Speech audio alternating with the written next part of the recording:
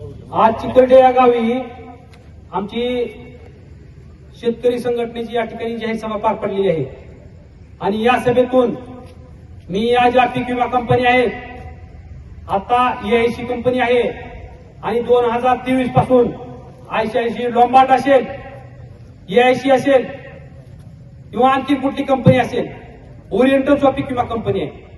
तर ह्या पीक विमा कंपन्या या कंपन्यांनी कान उघडे ठेवून ऐकावे. जर पीक विम्याचे पैसे तुम्ही आता EIC नंतर तात्काळ मंजुरी द्यायची. तुम्ही बार्शी तालुका वगळलेला आहे, राज्यातील अनेक तालुक्यामध्ये तुम्ही अशी नाटकं चालू केली आहेत वगळण्याची. या सर्व राज्यातील पीक विमा कंपन्याला मी सांगू इच्छितो, तुम्ही जर ही नाटकं सुरू केली, शेतकऱ्यांचे पैसे जर तात्काळ नाही सोडले तर तुम्हाला तिथं येऊन तुमच्या काचा शेतकरी गोळा करतील.